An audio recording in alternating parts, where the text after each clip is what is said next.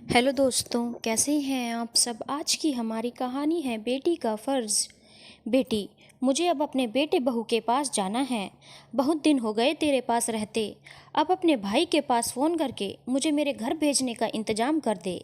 कमला जी ने जब अपनी बेटी रश्मि से कहा तो रश्मि मुस्कुराते हुए अपनी मम्मी से बोली, मम्मी जी, मैं आपको घर तो भेज दूंगी, परंतु आपको वादा करना होगा कि आप घर पर जाकर पापा और भैया को याद करके बिल्कुल भी उदास नहीं होंगी।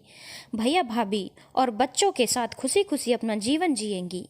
रश्मि की बात सुनकर उसकी मम्मी मुस्कुराते हुए बोली, बेटी अब मैं बिल्कुल ठीक हूँ। मैं तुझसे वादा करती हूँ, घर जाकर मैं बिल्कुल भी उदास नहीं होंगी।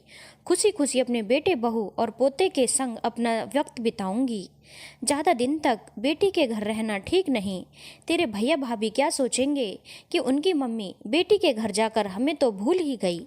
अपनी मम्मी का मुस्कुराता हुआ चेहरा देखकर रश्मि बेहद खुश थी। वह हंसते हुए बोली, मम्मी जी, आपके बारे में कोई कुछ नहीं सोचेगा, बस आप ठीक रहिए, स्वस्थ रहिए। मैं अभी भैया के पास फ़ोन कर दूंगी, वे आपको लेने आ जाएंगे।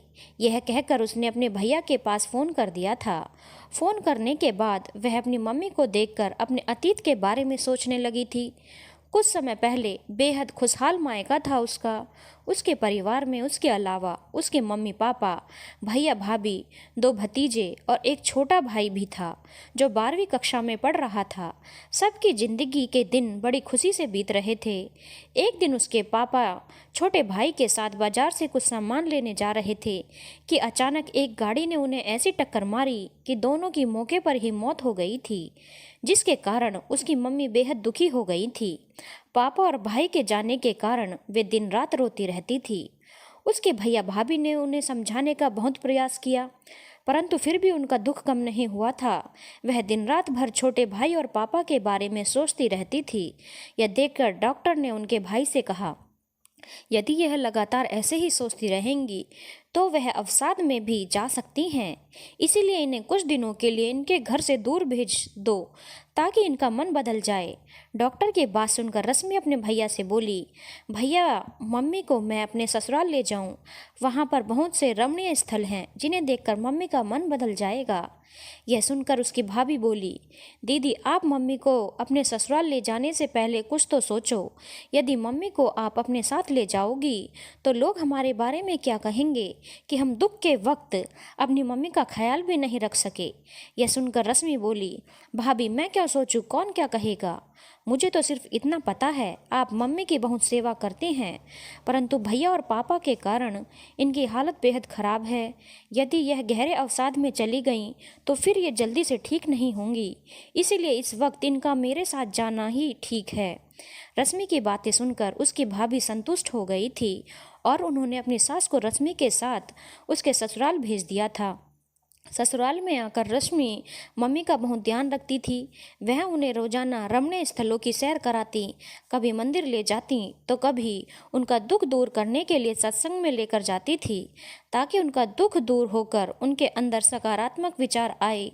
रश्मि की कोशिशों के कारण कुछ ही दिनों में उसकी मम्मी के अंदर बेहद परिवर्तन आया और वह खुश रहने लगी थी।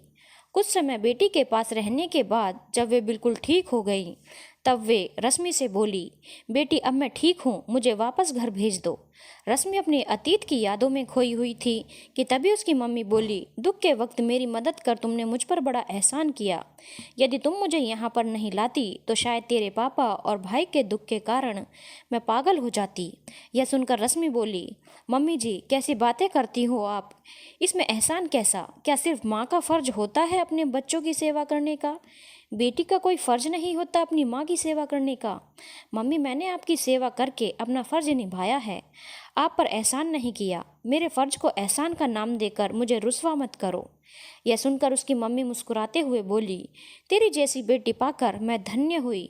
ईश्वर करे हर जन्म में मुझे ऐसी ही बेटी मिले जिसके बेटा बेटी इतने अच्छे हों। उसकी माँ भला दुखी कैसे रह सकती है। ईश्वर करे तेरा दामन हमेशा खुशियों से भरा रहे। यह कहकर कमला जी ने खुशी खुशी रश्मि का मस्तक चूम लिया था। धन्यवाद दोस्तों। अगर आपको कहानी अच्छी लगी हो तो चैनल को लाइक, शेयर और सब्सक्राइब करना ना भूलें।